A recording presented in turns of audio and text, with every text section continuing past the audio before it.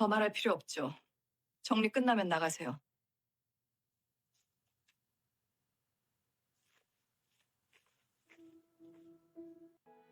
짐 다 쌌어요. 며느리 박은희의 목소리가 제 방문을 박차고 들어왔습니다. 아침 8시, 아직 잠옷 차림이었던 저는 침대 모서리에 앉아 있었죠. 캐리어 2개가 제 발치에 놓여 있었습니다. 70년을 살아온 제 인생이 고작 캐리어 2개에 담겼더군요. 이사 트럭 30분 후에 온대요. 늦으면 추가 요금 나가니까 빨리 나가세요. 더 말할 필요 없죠. 정리 끝나면 나가세요. 며느리는 제 대답도 듣지 않고 돌아섰습니다. 복도로 사라지는 그녀의 뒷모습이 보였어요. 명품 가방을 든 손, 화려한 네일아트가 된 손톱. 5년 전만 해도 어머니 어머니 하며 제 손을 잡던 그 손이었습니다. 저는 천천히 일어나 캐리어 손잡이를 잡았습니다. 무겁지 않았어요. 옷가지 몇 벌, 약통, 그리고 서류 봉투 하나. 창밖을 보니 이사 트럭이 이미 와 있더군요. 제가 사는 이 강남 아파트 25억짜리 집에서 쫓겨나는 날이었습니다. 하지만 말이죠. 이건 제 계획의 시작이었습니다. 2014년 봄 10년 전. 그날도 참 화창했어요. 벚꽃이 한창이던 4월이었죠. 아들 민수가 무릎을 꿇었습니다. 제 앞에서요. 48살 된 아들이 70줄에 접어든 엄마 앞에서 무릎을 꿇더군요. 엄마 제발 5억만 빌려주세요. 아니 3억만이라도요. 사업이 망했다고 했습니다. 보증을 잘못 썼다고 했어요. 집까지 날아갈 상황이라고 은희랑 아이가 길바닥에 나앉을 거라고 그렇게 울먹이더군요. 저는 고개를 저었습니다. 엄마는 돈 없어. 내 아버지 돌아가시고 나서 연금이랑 적금 깨서 근근히 사는데 무슨 돈이 있겠니? 거짓말이었습니다. 그때 제 통장에는 32억이 있었어요. 남편과 30년간 모은 돈이었죠. 부동산 투자로 건물 임대로 조금씩 불려온 돈.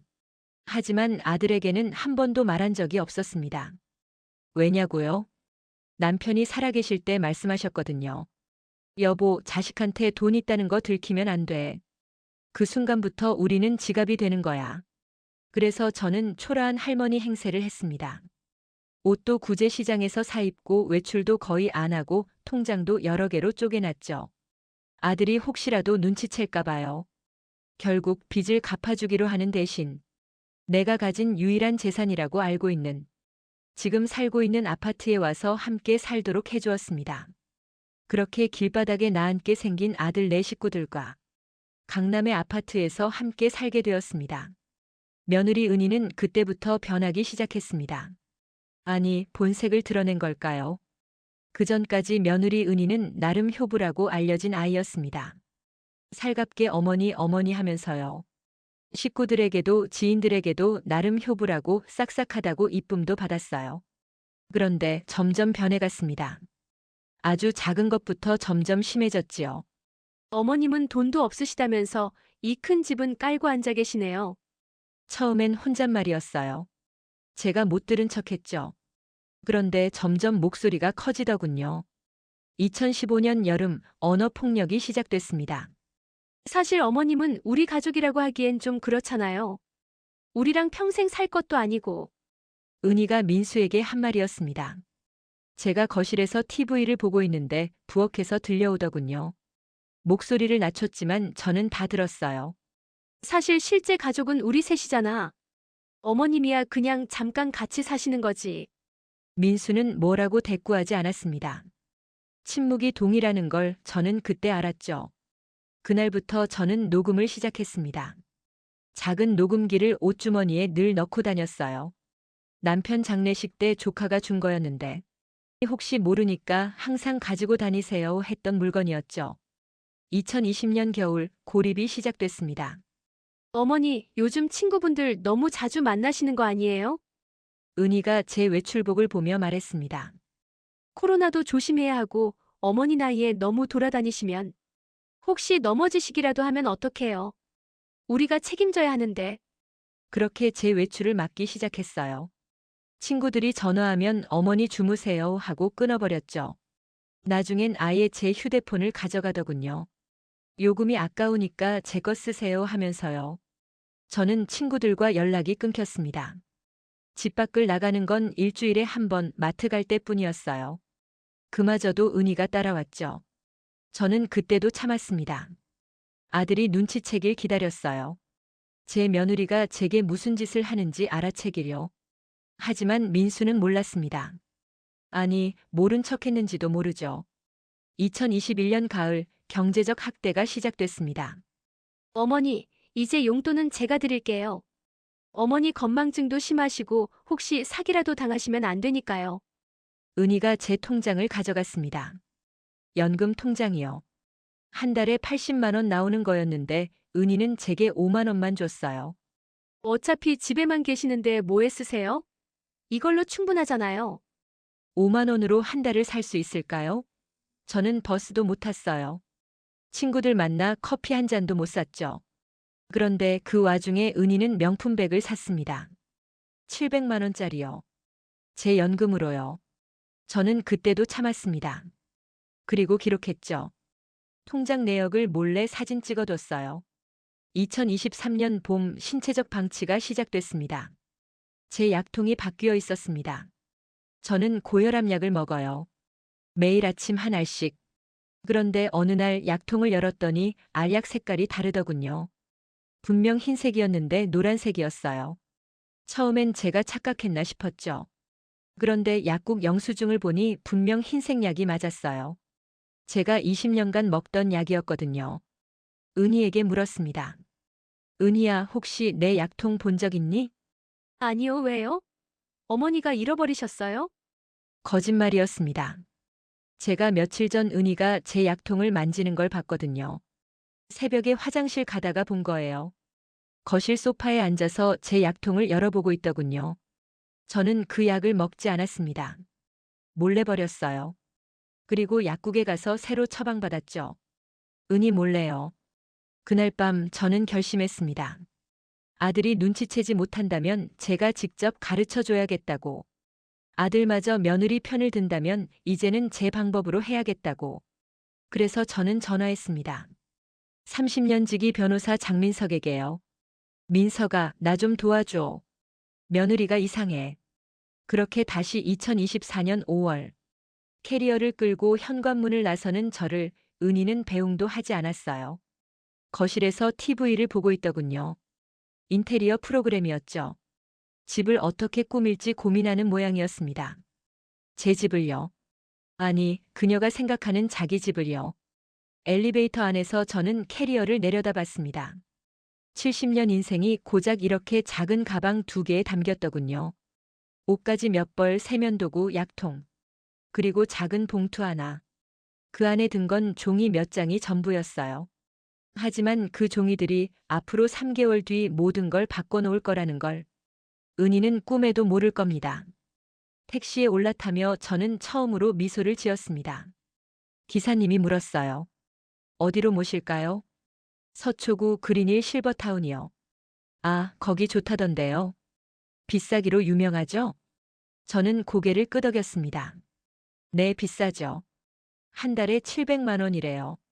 기사님이 휘파람을 불었어요. 와, 그 정도면. 그런데 할머니 가족분들이 부담하시나 봐요? 저는 창밖을 보며 대답했습니다. 며느리가 부담한대요. 보험도 있다고 하던데. 3개월은 거기서 편하게 지낼 수 있을 것 같네요. 그리고 속으로 덧붙였죠. 3개월 후엔 네가 더 이상 편하지 않을 거야, 은희야. 택시가 출발했습니다. 백미러로 보이는 아파트가 점점 멀어졌어요. 10년을 감옥처럼 살았던 그 집이요. 저는 무릎 위에 놓인 작은 핸드백을 쓰다듬었습니다. 그 안에는 낡은 수첩 한 권이 들어있었어요. 10년간 적어온 기록들이요. 날짜, 시간, 은희가 한 말, 제게 한 행동들. 그리고 맨 마지막 장에는 이렇게 적혀 있었죠. D-데이 2024년 8월 15일. 며느리는 몰랐습니다. 제가 가난한 할머니가 아니라는 것을. 제가 10년간 모든 걸 기록하고 있었다는 것을. 그리고 무엇보다 제가 이미 오래전에 모든 준비를 끝냈다는 것을요. 하지만 이건 끝이 아니었습니다. 이제 시작이었어요. 제가 30년간 배운 게 하나 있다면 그건 바로 이겁니다. 침묵하되 기록하라. 그리고 때가 되면 한 번에 보여줘라. 택시가 고속도로에 진입했습니다. 저는 눈을 감았어요. 3개월. 딱 3개월만 기다리면 됩니다. 며느리가 제 방을 어떻게 꾸미든 제 돈으로 무엇을 사든 집을 어떻게 바꾸든 지켜보기만 하면 되는 거죠. 왜냐고요? 제가 짠 그물이 이미 쳐져 있으니까요. 이제 며느리는 그 안으로 들어오기만 하면 되는 겁니다. 스스로요. 2024년 5월 택시 안. 택시가 강남을 벗어나 서초구로 향했습니다. 핸드폰이 울렸어요. 며느리한테 온 문자였죠. 어머니, 요양원 너무 좋다고 하던데요. 거기서 편히 쉬세요. 저희는 걱정 마시고요. 이모티콘까지 붙어 있더군요. 웃는 얼굴요. 저는 그 문자를 읽고 또 읽었습니다. 편히 쉬세요라는 말이 무슨 뜻인지 알았거든요. 이제 우리 집에서 나가줘서 고맙다는 뜻이었죠. 문자 하나 더 왔어요. 아, 그리고 어머니 방은 제가 잘 정리할게요. 물건 버릴 거 있으면 연락 주세요. 제 방을 정리한다고요. 50년을 살았던 그 방을요. 저는 답장하지 않았습니다. 뭐라고 써야 할지 몰랐어요. 아니, 쓸 말이 없었죠. 기사님이 라디오를 켰습니다. 트로트가 흘러나왔어요. 아침 음악 프로그램이었죠. 할머니 괜찮으세요? 얼굴이 안 좋아 보이시네요. 요양원 처음 가시나 봐요. 처음엔 다들 그래요. 근데 거기 시설 좋다던데 금방 적응하실 거예요. 저는 고개를 끄덕였습니다. 적응이라고요. 70살의 새로운 곳에 적응하라고요. 창밖으로 익숙한 거리들이 스쳐 지나갔습니다. 제가 30년간 살던 동네였어요. 저 편의점에서 우유를 사고 저 약국에서 약을 받고 저 공원에서 친구들을 만났었죠. 이제는 다 끝이었습니다. 같은 날 오전 10시 강남 아파트. 은희는 시어머니가 나가자마자 방문을 활짝 열었습니다. 휴, 드디어. 50평 아파트가 이제 온전히 자기 것이 된 기분이었죠. 물론 법적으로는 시어머니 명의였지만 그건 곧 해결될 문제였어요. 은희는 시어머니 방을 천천히 둘러봤습니다. 낡은 옷장, 오래된 화장대, 낡아 빠진 이불. 다 버려야 할 것들이었죠. 여기를 드레스룸으로 만들면 딱이겠네.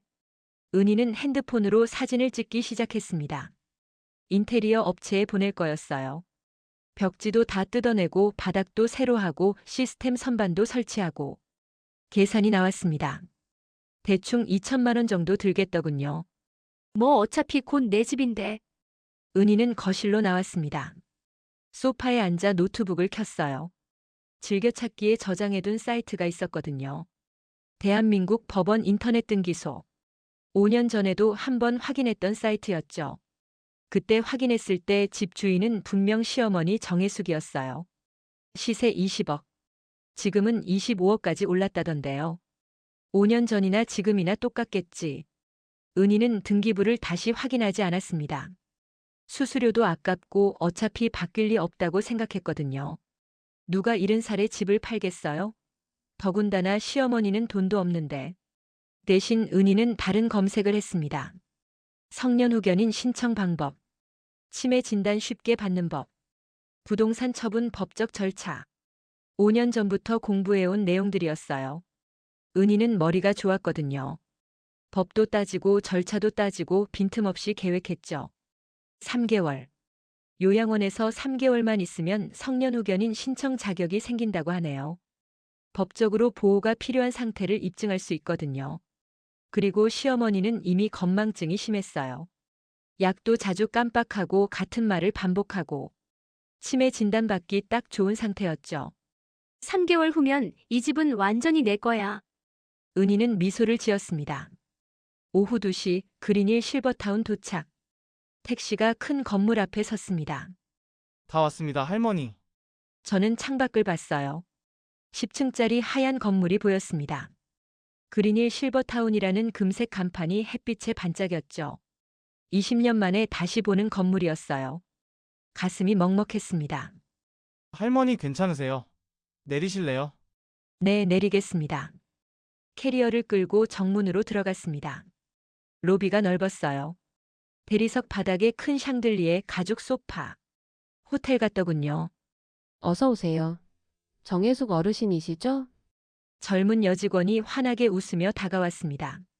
가족분께서 미리 연락 주셨어요. 1인실로 배정하셨다고 들었습니다. 한 달에 700만 원 프리미엄 룸이시죠? 700만 원. 며느리가 제 이름으로 계약했대요. 보험도 자기가 알아서 처리한다고 했다죠. 보호자분께서 보험 서류도 다 준비하셨다고 하셨는데 혹시 확인하셨어요? 아니요, 잘 모르겠어요. 아, 괜찮으세요. 어르신은 편히 계시면 돼요. 비용은 따님께서 다 처리하신다고 하셨으니까요. 따님이라고요. 며느리를 따님이라고 부르더군요. 직원이 저를 3층 방으로 안내했습니다. 복도가 길었어요. 양쪽으로 방문들이 줄지어 있었죠. 어디선가 TV 소리가 들렸고 어디선가 기침 소리가 들렸어요. 305호입니다. 여기요. 문을 열었습니다. 10평 정도 되는 방이었어요.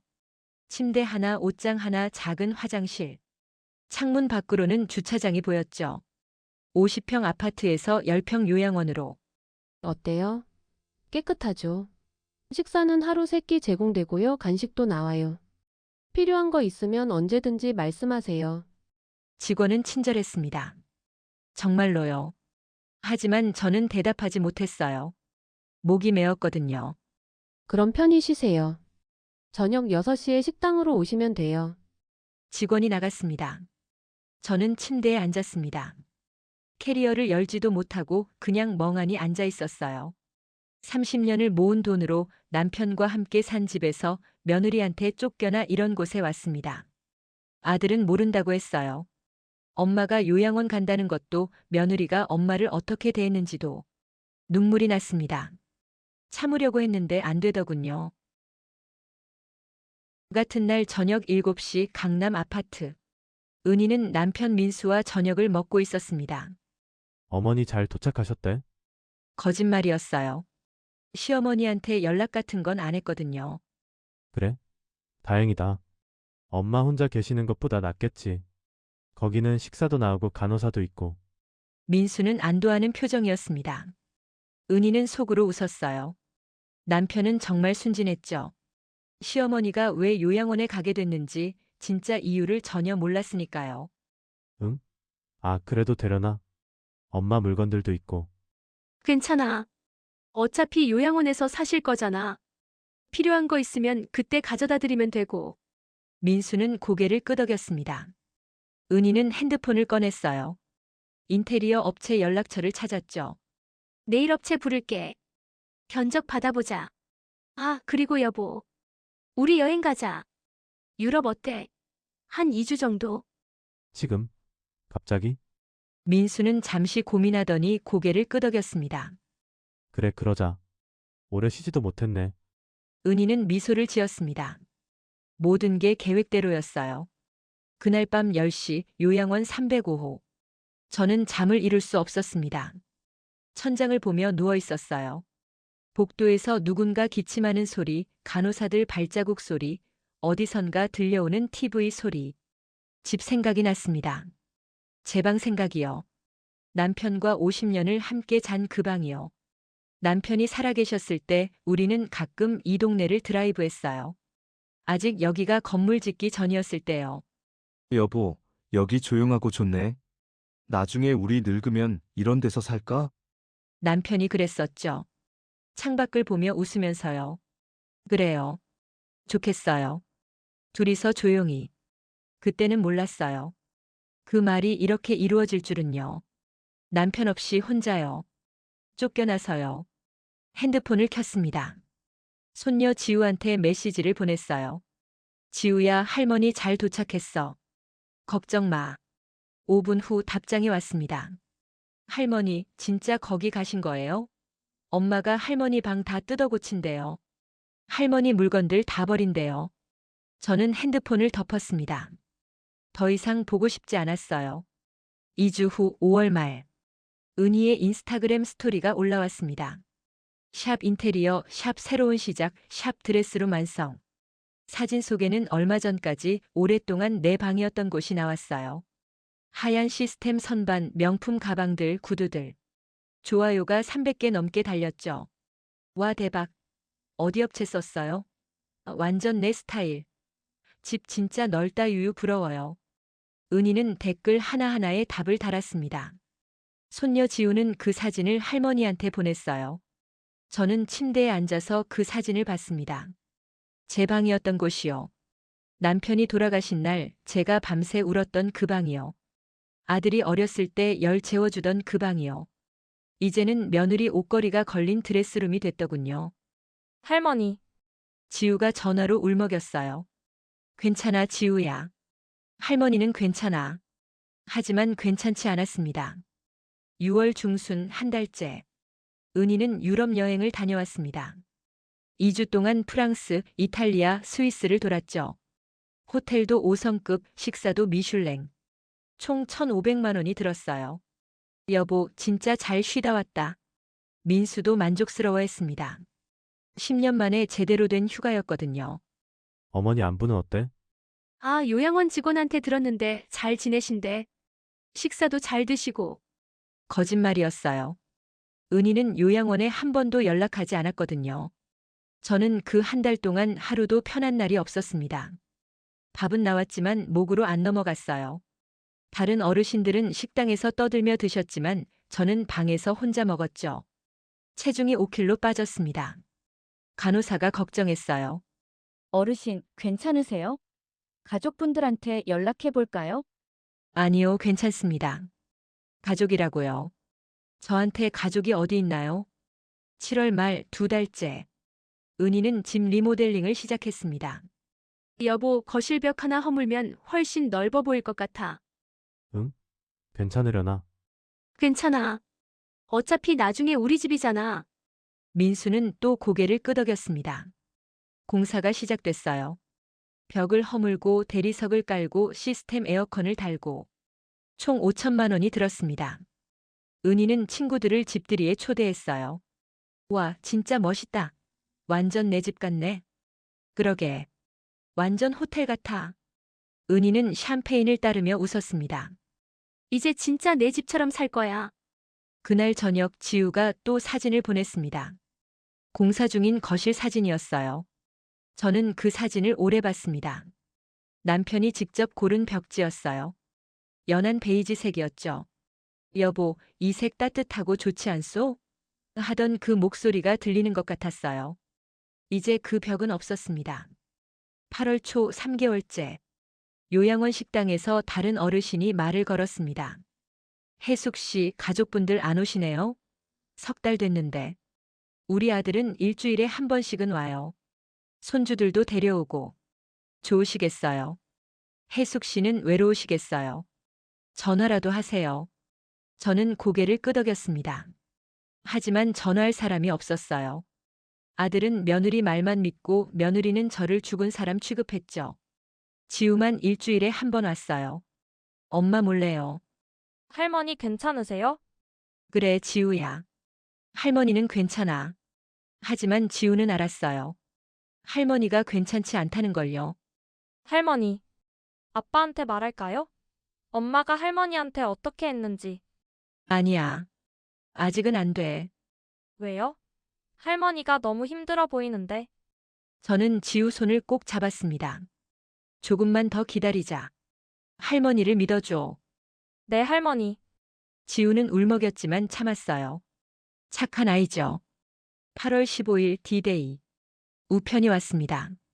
등기 우편이요. 받는 사람 박은희. 보내는 곳 그린힐 실버타운. 은희는 그 편지를 받아들었습니다. 뭐지? 뜯어봤어요. 이용료 청구서. 1개월 700만 원, 2개월 700만 원. 3개월 700만 원, 연체료 100만 원, 합계 2,200만 원. 청구인 그린힐 실버타운 연대보증인 박은희. 은희의 얼굴이 굳었습니다. 손이 떨렸어요. 2,200만 원.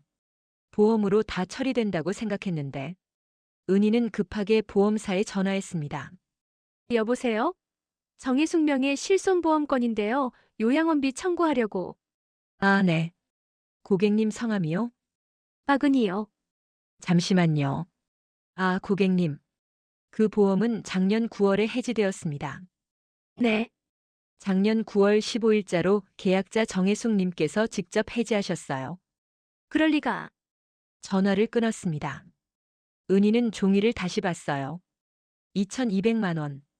보험 없이 고스란히 자기가 내야 하는 돈이었죠.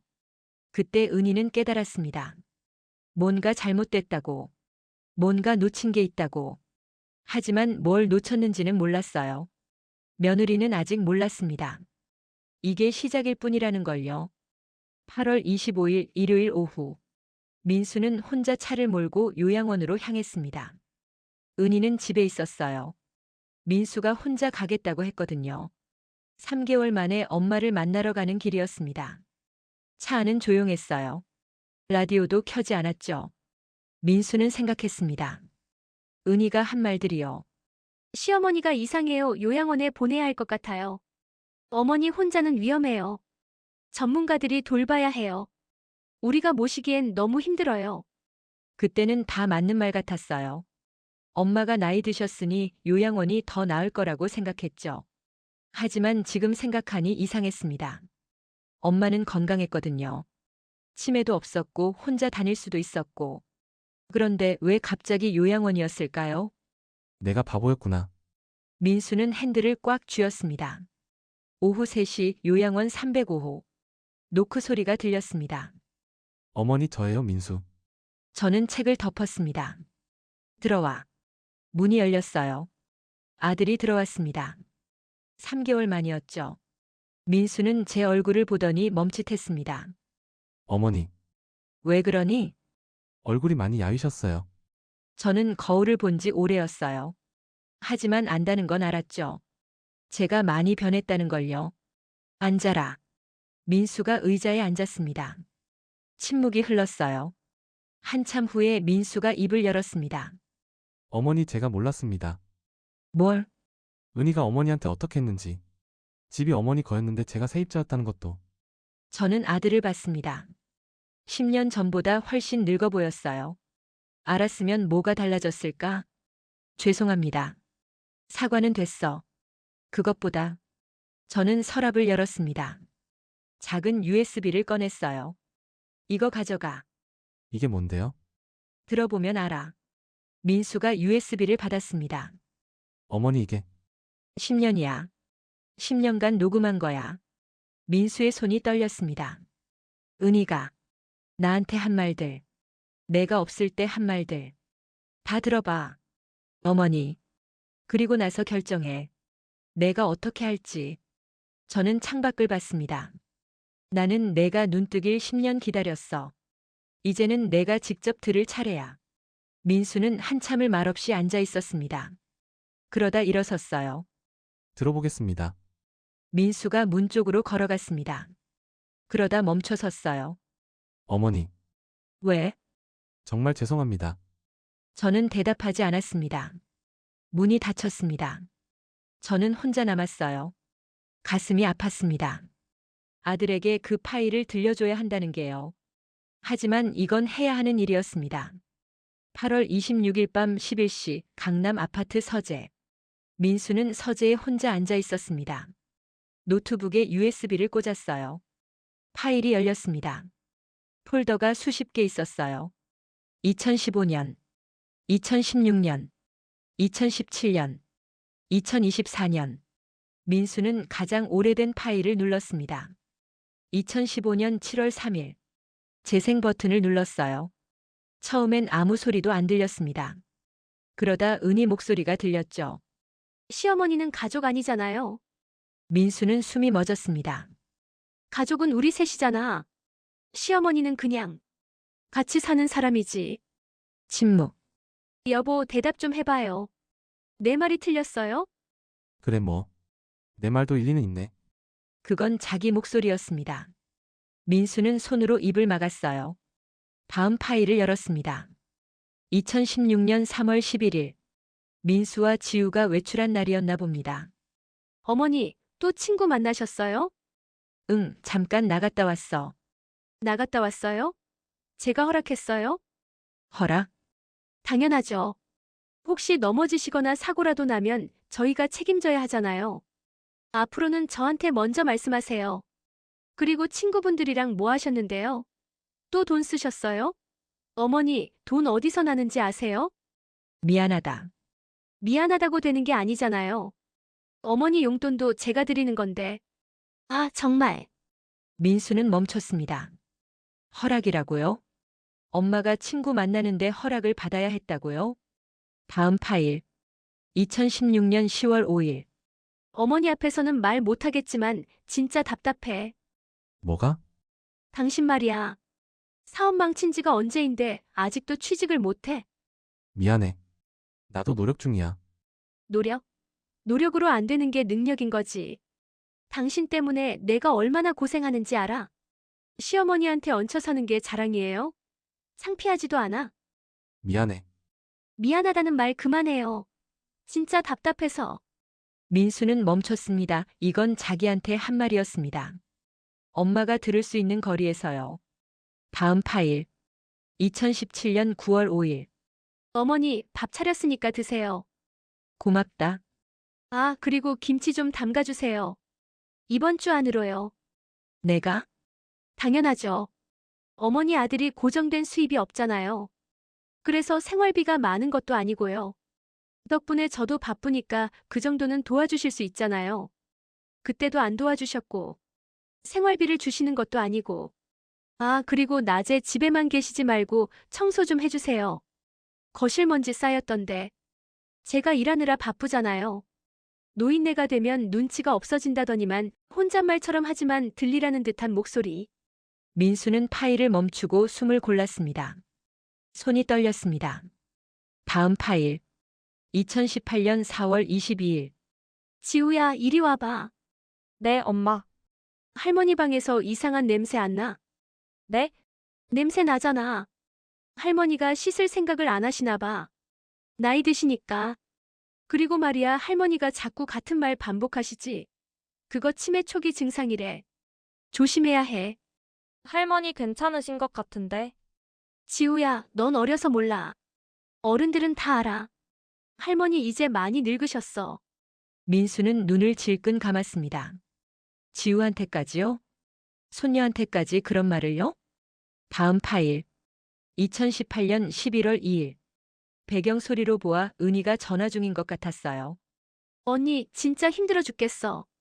친구 목소리는 안 들림. 시어머니 있잖아. 맨날 집에만 계시는 거야.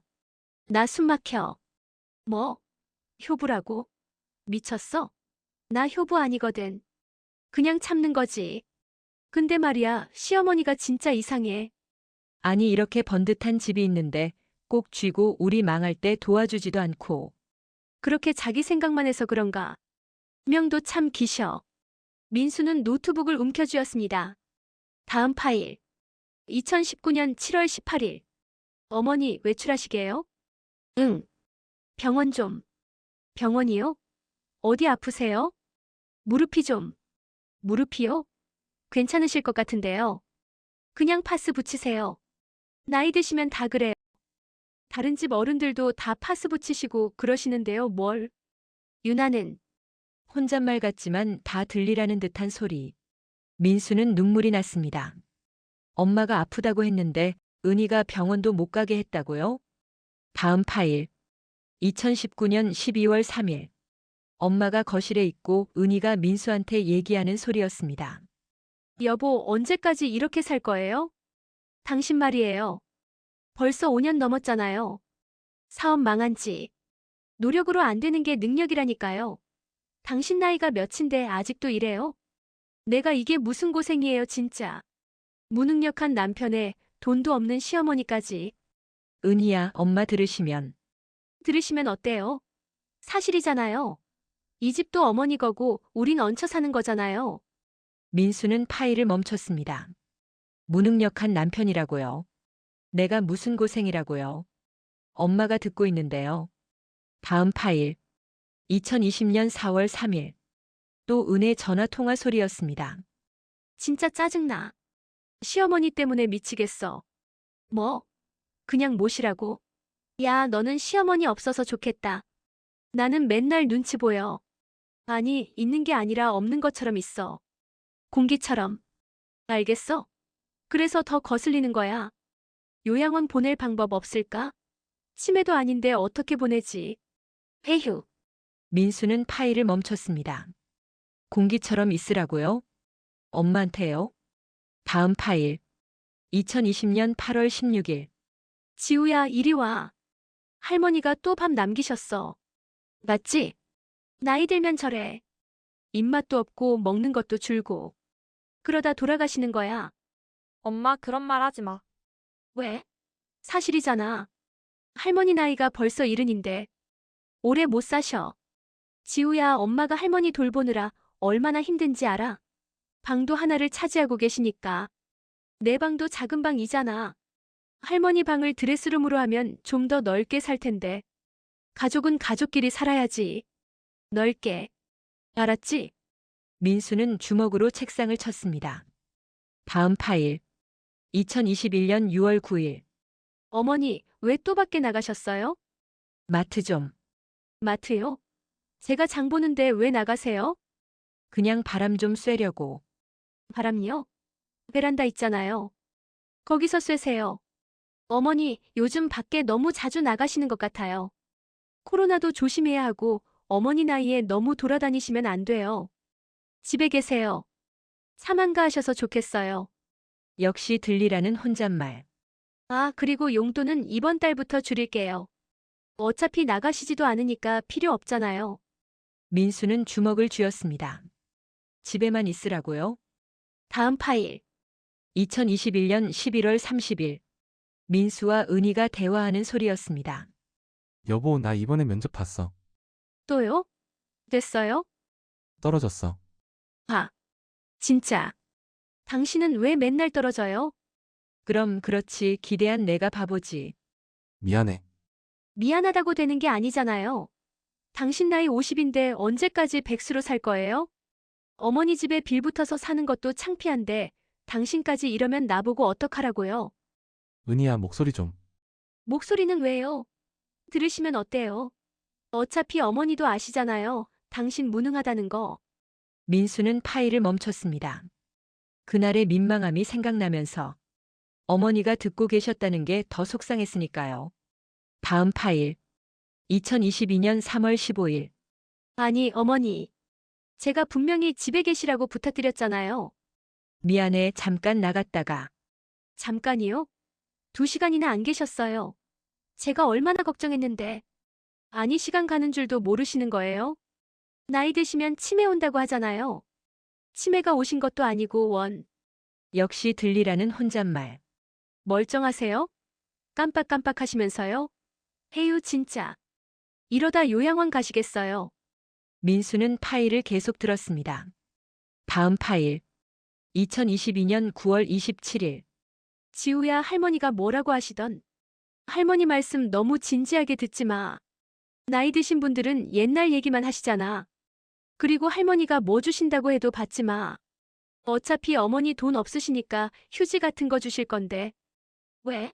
엄마가 틀렸어? 할머니 용돈이 얼마인지 알아? 한 달에 5만 원이야. 그걸로 뭘 사줘? 그리고 치매기가 있으면 뭘 줄지 어떻게 아니? 민수는 눈을 감았습니다. 5만 원이라고요? 그것도 은희가 준 거였다고요? 다음 파일. 2023년 1월 8일. 다시 은희 전화 통화였습니다. 아니, 시어머니가 자꾸 밖에 나가려고 해서. 그러니까 집에만 계시면 되는데 왜 자꾸 나가려는지 모르겠어. 친구는 무슨.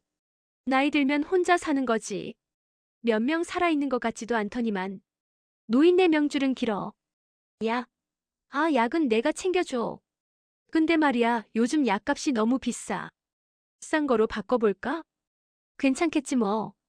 어차피 나이 든 사람 약은 다 비슷비슷하잖아. 여보, 오늘 또 면접 떨어졌어. 은희야, 미안해. 내가 정말 미안하다는 말 지겹다고 했잖아요. 당신 때문에 내가 이게 무슨 고생이에요. 10년째 이렇게 산다고요. 시어머니는 있는 거 꽉 쥐고 주지도 않고. 그나마 돈도 없고. 남편은 능력도 없어서 돈도 못 벌고. 은희야, 엄마 계셔. 계시면 어때요? 다 사실이잖아요. 이 집도 이 모든 것도 다 남의 거잖아요. 우린 그냥 얹혀 사는 거라고요. 민수는 고개를 떨궜습니다. 다음 파일. 2023년 8월 20일. 어머니, 오늘 뭐 드셨어요? 아침에 빵 하나. 빵이요? 점심은요? 아직. 에이, 냉장고에 반찬 있잖아요. 꺼내 드세요. 안이 있는 거 먹으면 되는데. 유난이야. 역시나 들리는 혼잣말. 제가 오늘 바빠서 저녁 못 해드려요. 민수는 파일을 멈췄습니다. 다음 파일. 2023년 12월 8일. 지우야, 할머니가 또 용돈 주시려고 하셨지? 네. 아니, 그럴 돈은 또 어디서 나셨다니. 네 아빠 망할 때도 깜짝도 안 하더니 욕심은 많아서. 진짜 시어머니 때문에 답답해 죽겠어. 집도 큰데 왜 자꾸 눈에 띄는 거야? 그냥 방에만 계시면 안 돼? 아주 눈에 띌 때마다 짜증나서 죽겠어. 그냥 뭘 해도 꼴 보기 싫어. 먹는 것도 가리고. 그냥 목소리만 들어도 짜증나. 요양원? 진짜 보내고 싶어. 근데 돈이 문제야. 보험 알아봐야 해. 시어머니가 우리한테 해준 게 뭐 있어? 그냥 집에서 공짜로 사는 거지. 아무튼 빨리 요양원 보내야겠어. 3개월만 보내면 성년후견인 될 수 있대. 그럼 집도 팔 수 있고. 민수는 노트북을 덮었습니다. 더 이상 들을 수가 없었어요. 손이 떨렸습니다. 온몸이 떨렸죠. 10년이었습니다. 10년간 아내는 그런 말들을 하고 있었고 10년간 엄마는 그걸 다 듣고 녹음하고 있었던 거예요. 그리고 엄마 앞에서 자기를 무능력하다고 백수라고 얹혀 산다고. 지우한테는 할머니를 무시하라고 할머니 말 듣지 말라고. 나는 그동안 뭘 보고 뭘 듣고 있었던 거지. 우리 엄마가 이렇게 살 동안. 못난 아들이라는 생각에. 민수는 주저앉았습니다. 그리고 울었습니다. 자기가 너무 무능했던 거. 자기가 너무 무관심했던 거. 자기가 엄마를 지켜주지 못한 거. 아니, 자기가 엄마를 더 힘들게 만든 거. 엄마 죄송합니다. 정말. 정말 죄송합니다. 민수는 밤새 울었습니다. 한참을 울고 나니 어느새 밤이 깊었습니다. 은희가 서재 문을 열었습니다. 여보, 왜 안 자요? 불 켜져 있어서. 민수는 은희를 봤습니다. 눈이 빨갛게 충혈되어 있었어요. 여보, 왜 그래요? 무슨 일 있어요? 민수는 노트북을 돌렸습니다. 화면에는 파일 목록이 떠 있었어요. 은희의 얼굴이 굳었습니다. 그게. 들었어. 여보, 다 들었어. 10년치 다. 은희는 뒷걸음질 쳤습니다. 여보, 그거는 오해예요. 뭐가 오해야? 민수가 일어섰습니다. 시어머니는 가족이 아니다. 빨리 돌아가셔야 한다. 요양원 보내자. 이게 다 오해야? 그건. 그때는 제가 화가 나서. 10년 내내 화가 났어? 아니 그게 다가 아니야. 당신 모르지? 엄마가 당신 전화하는 거. 지수한테 흉 본 거. 다 듣고 다 녹음하고 있었다고. 민수는 은희에게 다가갔습니다. 넌 엄마를 뭘로 본 거야? 엄마를 얼마나 우습게 본 거야? 지금 노인이지만 우리 엄마. 너한테 이런 취급 당할 사람 아니라고.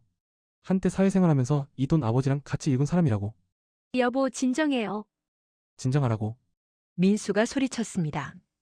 엄마가 10년간 그 말들 다 듣고 견뎠어. 혼자서. 나는 몰랐어. 내가 바보같이 몰랐다고. 여지껏 나랑 지우 보고 참으신 거라고. 어디까지 하나 참으신 거라고. 우리한테 기회를 주신 거라고. 은희가 울먹였습니다. 미안해요. 제가 잘못했어요. 미안하다고 끝나? 민수는 고개를 저었습니다. 넌 엄마 약도 바꿨지? 그건 아니에요. 거짓말하지 마. 엄마가 다 알고 있었어. 은희는 아무 말도 하지 못했습니다. 민수는 한참을 은희를 바라봤습니다. 그러다 입을 열었어요. 이혼하자. 은희의 얼굴이 새하얗게 변했습니다. 이혼하자. 여보, 제발. 한 번만. 나 혼자 살 거야. 지우는 내가 키울게. 안 돼. 절대 안 돼. 은희가 민수를 붙잡았습니다. 하지만 민수는 은희의 손을 뿌리쳤어요. 나. 여보, 제발. 나. 민수는 서재를 나갔습니다. 은희 혼자 남았어요. 바닥에 주저앉아 울었습니다. 9월 10일 법원 조정실. 조정이 시작됐습니다. 한쪽에는 저와 변호사 장민석, 반대쪽에는 은희와 민수 그리고 은희 변호사. 조정위원이 서류를 넘기며 말했습니다. 원고 측 청구 내용을 정리하면 불법 리모델링 원상복구 비용 7천만 원, 자산가치 하락 손해배상 3천만 원, 요양원비 미납금 2,200만 원, 총 1억 2,200만 원입니다. 맞습니까? 장민석 변호사가 대답했습니다. 피고 측에서는 어떻게 생각하십니까? 은희 변호사가 입을 열었습니다. 모셨다고요? 제가 말했습니다. 며느리가 저를 모셨다고요? 조정위원이 저를 봤습니다. 저는 가방에서 작은 기계를 꺼냈습니다. 녹음기였어요. 이걸 들려드리고 싶습니다. 녹음입니까? 네. 10년간 제가 직접 녹음한 겁니다. 장민석 변호사가 조정위원에게 고개를 끄덕였습니다. 재생해도 되겠습니까? 그러시죠. 재생 버튼을 눌렀습니다. 조정실에 은희의 목소리가 울려 퍼졌어요. 시어머니는 가족 아니잖아요. 은희가 고개를 떨구었습니다. 빨리 돌아가셔야 하는데. 요양원 보내서 치매 만들어야. 약을 바꿔놓으면. 조정위원의 얼굴이 굳었습니다. 은희 변호사도 당황한 표정이었어요. 녹음은 계속됐습니다. 5분, 10분. 민수는 고개를 들 수 없었습니다. 제 옆에 앉은 아들이 어깨를 떨고 있었어요. 녹음이 끝났습니다. 조정실이 조용했어요. 한참 후에 조정위원이 입을 열었습니다. 이 정도면 학대라고 볼 수 있겠습니다. 조정위원이 서류를 정리했습니다. 원고 측 청구가 과도하다고 보기 어렵습니다. 오히려 조정위원은 저를 봤어요. 원고께서 형사고소를 하실 수도 있는 사안입니다. 은희의 얼굴이 새하얗게 변했습니다. 저는 그냥. 조정위원이 한숨을 쉬었습니다. 조정을 계속하시겠습니까? 아니면 저는 입을 열었습니다. 조정하겠습니다. 형사고소는 안 하겠습니다. 그 대신 저는 은희를 똑바로 봤습니다. 배상금은 깎아드릴 수 없습니다. 그리고 한 가지 더. 며느리가 사과문을 쓰길 바랍니다. 서면으로요. 제게 한 일에 대해서요. 은희가 고개를 들었습니다. 그게 제 마지막 요구입니다. 조정위원이 은희를 봤습니다. 피고 어떻게 하시겠습니까? 은희는 한참을 고민했습니다. 그러다 고개를 저었어요. 못 쓰겠어요. 뭐라고요? 사과문은. 못 쓰겠어요. 저는 놀라지 않았습니다. 예상했거든요. 그렇군요. 저는 일어섰습니다. 그럼 조정은 여기까지입니다. 어머니, 민수가 저를 불렀습니다. 저는 아들을 봤어요. 나 혼자 살게요, 어머니. 은희랑 이혼할게요. 그래, 지우는 제가 키우겠습니다.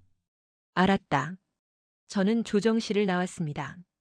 복도가 길었어요. 장민석 변호사가 따라왔습니다. 혜숙 씨 괜찮으세요? 괜찮아요. 하지만 괜찮지 않았습니다. 가슴이 아팠어요.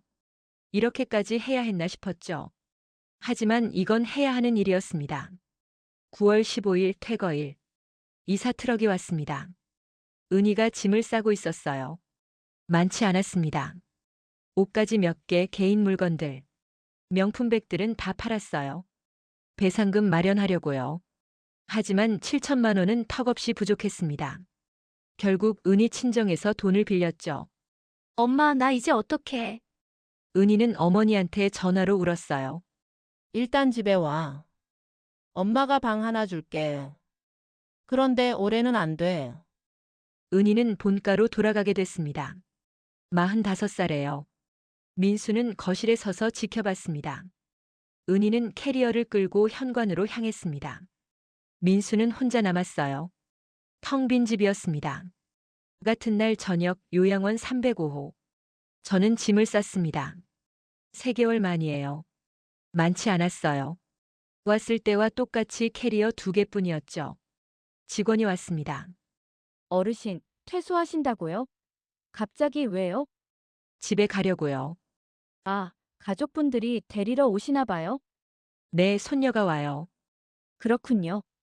여기 괜찮으셨어요? 저는 방을 둘러봤습니다. 3개월. 길다면 길고 짧다면 짧은 시간이었어요. 좋았어요. 고마웠습니다. 다음에 또 오세요. 직원이 웃으며 나갔습니다. 저는 창밖을 봤어요. 20년 전 남편과 처음 여기 왔을 때가 생각났습니다.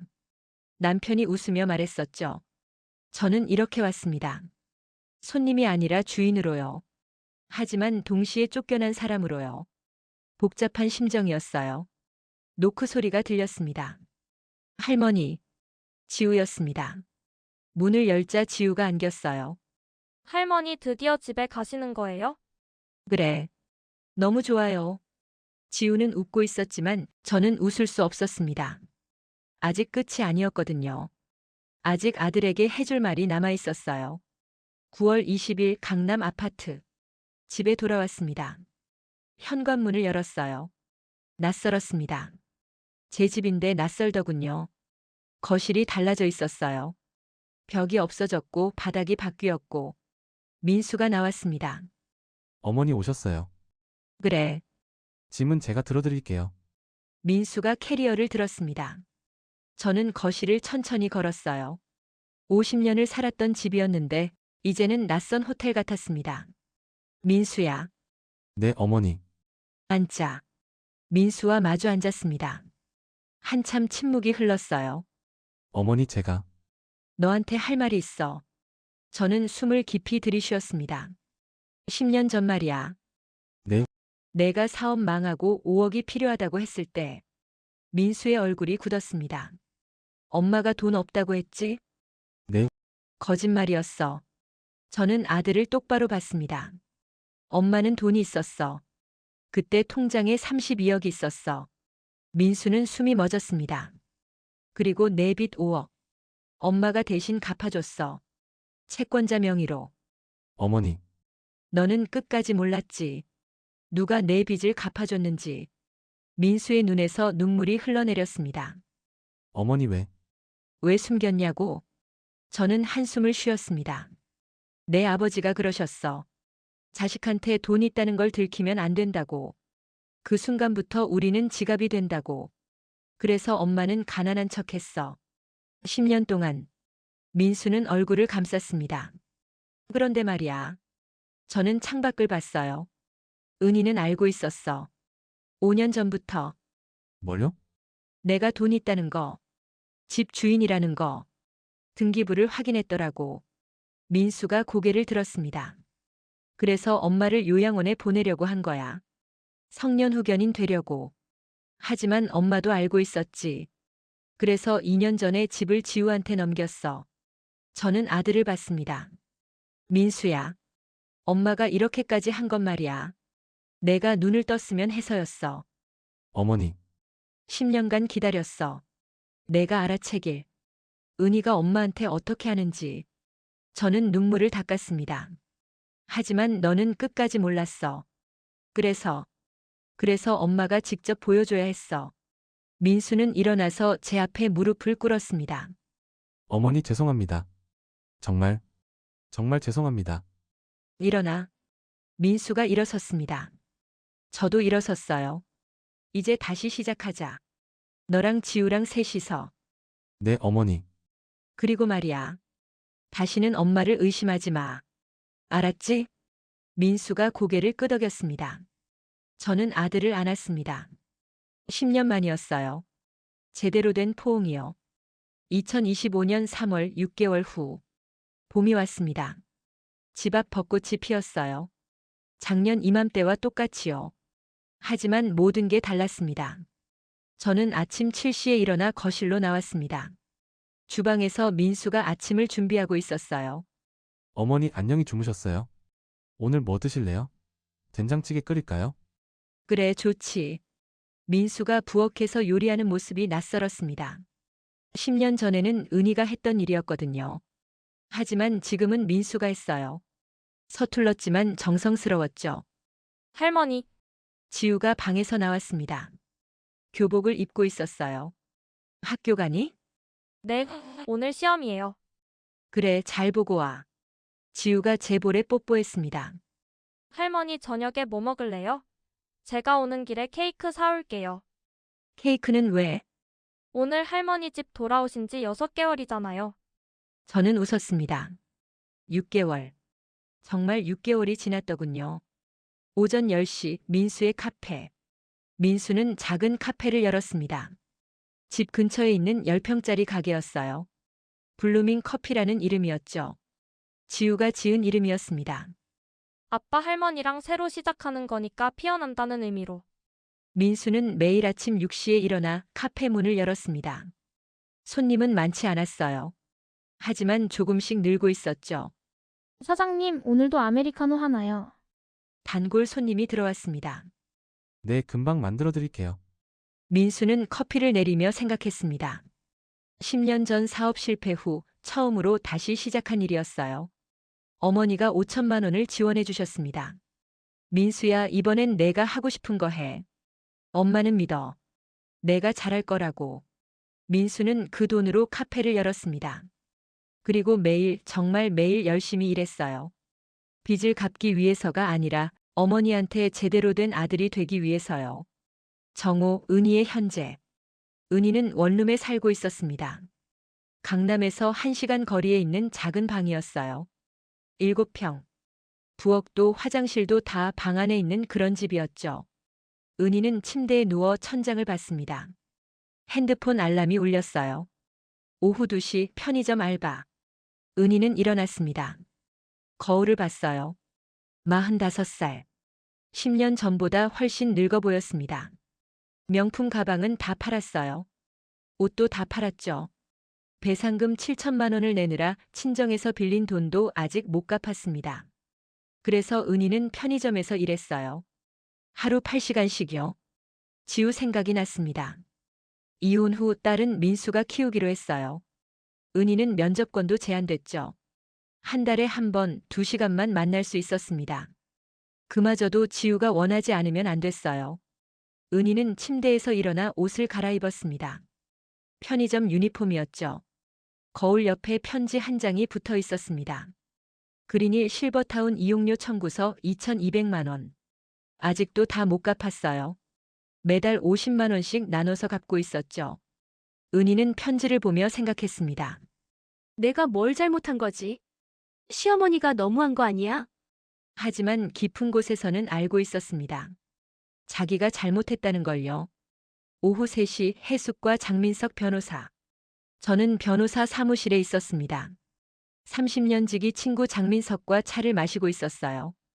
해숙 씨, 요즘 어때요? 좋아요. 민수가 열심히 하고 지우도 잘 크고. 다행이네요. 장민석이 서류를 내밀었습니다. 그린힐 실버타운 운영 보고서예요. 한번 보세요. 저는 서류를 받았습니다. 수익 월 2억 3천만 원, 지출 월 1억 8천만 원, 순이익 월 5천만 원. 작년보다 늘었네요. 네, 입소자도 늘었고요. 평판도 좋아요. 저는 창밖을 봤습니다. 그린힐 실버타운. 20년 전 남편과 함께 산 건물이었어요. 당시 15억에 샀죠. 지금은 40억이 넘었습니다. 민서가. 네? 내가. 너무한 걸까? 뭐가요? 은희한테. 너무 가혹했던 것 같아서. 장민석은 고개를 저었습니다. 해숙 씨, 당신은 10년을 참았어요. 그래도. 그리고 은희 씨는 당신한테 한 일을 반성하지 않았어요. 사과문도 거부했잖아요. 저는 한숨을 쉬었습니다. 그래도. 가족이었는데. 가족이요? 장민석이 웃었습니다. 해숙 씨, 은희 씨가 뭐라고 했죠? 시어머니는 가족이 아니다라고 했잖아요. 그럼 며느리도 가족이 아닌 거죠. 저는 차를 마셨습니다. 쓴맛이 났어요. 오후 6시 저녁 식사. 집에 돌아왔습니다. 민수가 저녁을 차리고 있었어요. 어머니 오셨어요? 응. 지우는? 아직 안 왔어요. 학원 간다고 했어요. 저는 소파에 앉았습니다. 민수가 테이블을 세팅했어요. 서툴렀지만 정성스러웠죠. 어머니, 오늘 카페에 손님이 평소보다 많이 왔어요. 그래? 네. 단골 손님이 친구 데려왔대요. 커피 맛있다고.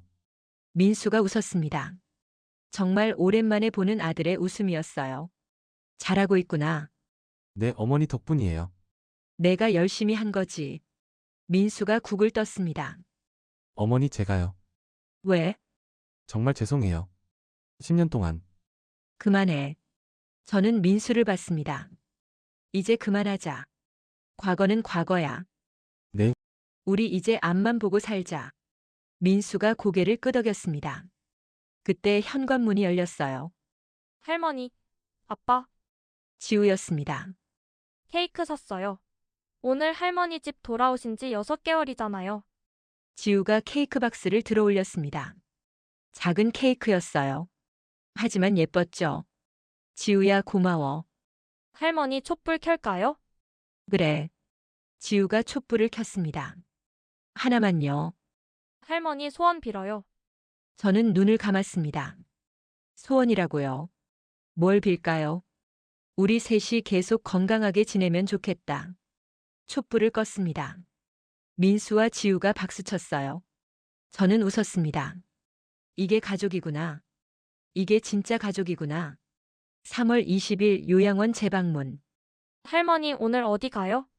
지우가 물었습니다. 요양원에 잠깐. 요양원요? 왜요? 친구 만나러. 저는 그린힐 실버타운으로 향했습니다. 6개월 만이었어요. 택시가 건물 앞에 섰습니다. 다 왔습니다. 저는 내렸습니다. 하얀 10층 건물이 햇빛에 반짝였어요. 로비로 들어갔습니다. 어머, 정혜숙 어르신. 직원이 반갑게 인사했습니다. 어떻게 오셨어요? 다시 입소하시려고요? 아니요, 친구 만나러요. 아, 김영애 어르신이요? 407호세요. 저는 엘리베이터를 탔습니다. 4층으로 올라갔어요. 407호 문을 두드렸습니다. 누구세요? 나야, 영희야. 문이 열렸습니다. 김영애 제 50년 지기 친구였어요. 혜수가 언제 왔어? 조금 전에. 잘 지냈어? 그럼 여기 좋아. 밥도 잘 나오고. 영희는 저를 방으로 안내했습니다. 우리는 차를 마시며 얘기했어요. 그나저나 혜수가 너 집에 돌아갔다며? 응. 다행이다. 여기서 내가 얼마나 힘들어했는지. 이제 괜찮아. 며느리는? 이혼했어. 민수가 잘했네. 그런 며느리는 안 돼. 영희가 창밖을 봤습니다. 근데 혜수가. 왜? 너 여기 안 들어와? 조용하고 좋은데. 아직은 안 돼. 왜? 건물주잖아. 저는 웃었습니다. 그렇긴 한데. 아직은 지우랑 같이 살아야지. 대학 보낼 때까지는. 영희가 고개를 끄덕였습니다. 그래, 손녀가 소중하지. 근데 혜수가. 응? 너 정말 대단해.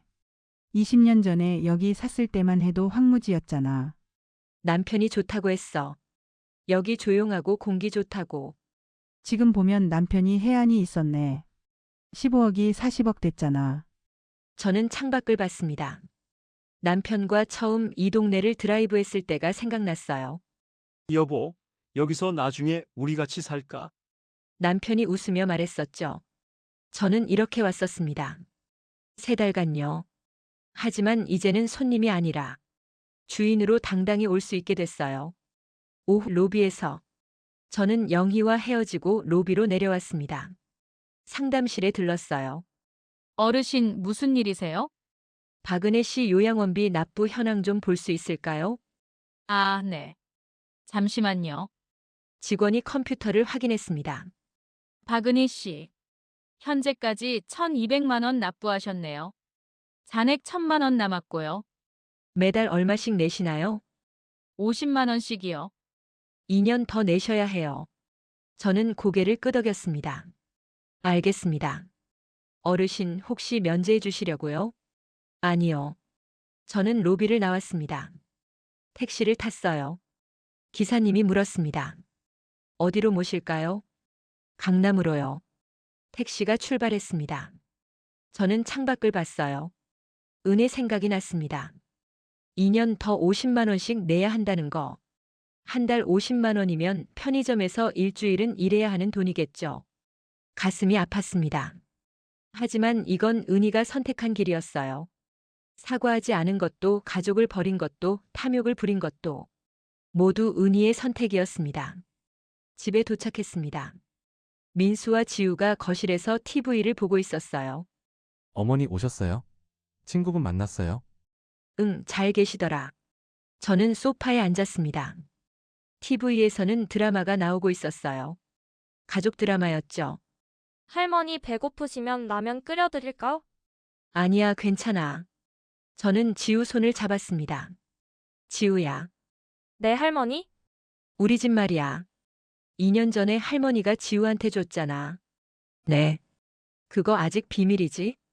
네. 아무한테도 안 말했어요. 고마워. 근데 할머니 왜 저한테 주신 거예요? 저는 지우를 봤습니다. 넌 할머니를 진짜 가족으로 대해줬으니까. 엄마가 할머니한테 어떻게 하는지 볼 때마다 넌 할머니한테 몰래 사진 보냈잖아. 걱정했잖아. 지우가 고개를 끄덕였습니다. 그래서 할머니가 지우한테 선물 준 거야. 우리 집. 고마워요, 할머니. 나중에 지우가 결혼하면 지우 이름으로 살면 돼. 알았지? 네. 민수가 우리를 봤습니다. 어머니 감사합니다. 뭘? 지우를 생각해 주셔서요. 저는 웃었습니다. 당연한 거지. 가족이니까. 3개월 후. 여름이 왔습니다. 민수의 카페는 점점 손님이 늘었어요.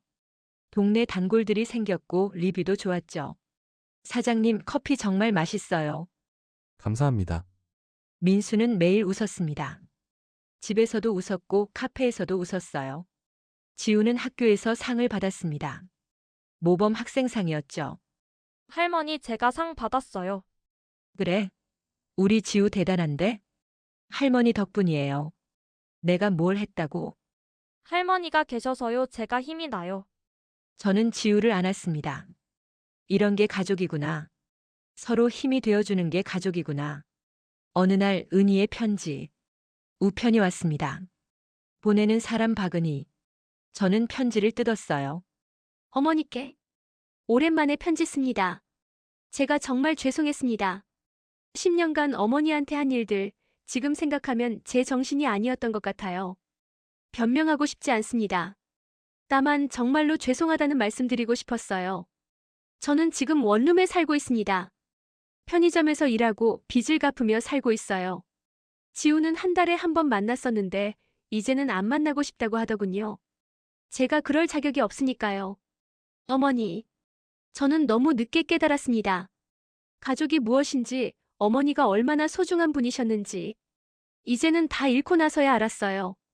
용서해달라고 할 생각은 없습니다. 다만 제 마음을 전하고 싶었습니다. 어머니 건강하세요. 박은희 올림. 저는 편지를 접었습니다. 한참을 가만히 앉아 있었어요. 용서해야 할까요? 아니면 그냥 두어야 할까요?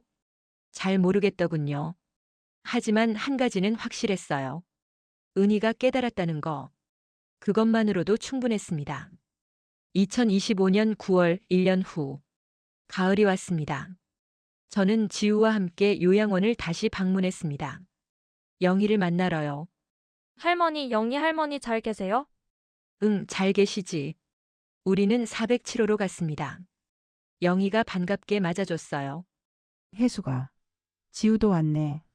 할머니, 안녕하세요. 우리는 차를 마시며 얘기했습니다. 혜수가 너 여전히 집에서 살아? 응. 언제쯤 여기 들어올 거야? 글쎄. 아직은 모르겠어. 지우가 대학 가면? 그때쯤이면. 생각해 볼게. 영희가 웃었습니다. 그래. 너는 건물주니까 언제든 환영이야. 저는 창밖을 봤습니다. 남편 생각이 났어요. 여보, 여기 좋지? 우리 나중에 여기서 살까? 저는 이렇게 대답했었죠. 그래요. 좋겠어요. 둘이서 조용히. 하지만 이제는 달랐습니다. 남편은 없었지만 지우가 있었고 민수가 있었고 진짜 가족이 있었으니까요. 저와 지우는 손을 잡고 요양원을 나왔습니다. 할머니, 저기 카페예요. 아빠 카페. 지우가 가리켰습니다. 우리는 카페로 들어갔어요. 민수가 웃으며 맞아줬습니다. 앉으세요. 커피 드릴게요. 우리는 창가 자리에 앉았습니다. 햇빛이 따뜻했어요. 할머니, 저 행복해요. 할머니랑 아빠랑 같이 있으니까요. 저는 지우 손을 잡았습니다. 나도 행복해. 민수가 커피를 가져왔습니다. 우리는 셋이서 앉아 커피를 마셨어요. 창밖으로 사람들이 지나갔습니다. 평범한 오후였죠. 하지만 저한테는 특별한 오후였어요. 10년간 꿈꿨던 진짜 가족과 함께하는 시간이었으니까요. 가족은 함께 사는 게 아니라 서로를 아껴주는 거라는 걸요. 핏줄이 아니라 마음이라는 걸요. 에필로그. 은희는 여전히 편의점에서 일하고 있습니다. 은희는 매일 일하고 매일 후회합니다. 하지만 시계는 되돌릴 수 없었어요. 민수의 카페는 번창했습니다. 2호점을 열 계획도 있다고 해요. 지우는 고등학교 2학년이 됐습니다. 꿈은 변호사래요. 장민석 변호사님처럼요. 저는 여전히 지우, 민수와 함께 살고 있습니다. 제 책상 서랍에는 편지 한 장이 보관되어 있습니다. 은희가 보낸 사과 편지요. 저는 가끔 그 편지를 꺼내 읽습니다. 그리고 생각하죠. 용서해야 할까요? 아직은 모르겠습니다. 하지만 한 가지는 확실해요. 은희는 대가를 치렀고 저는 진짜 가족을 지켰다는 것. 그것만으로 충분합니다. 저는 창밖을 봅니다. 벚꽃이 흩날리는 봄날이에요. 지우가 학교에서 돌아와 할머니 하고 부릅니다. 민수가 어머니 저녁 뭐 드실래요? 하고 묻습니다. 저는 웃습니다. 이게 제가 10년간 기다렸던 거예요. 이게 제가 10년간 참았던 이유예요. 침묵하되 기록하라. 그리고 때가 되면 한 번에 보여줘라. 저는 그렇게 했고 이제 진짜 가족과 함께 살고 있습니다.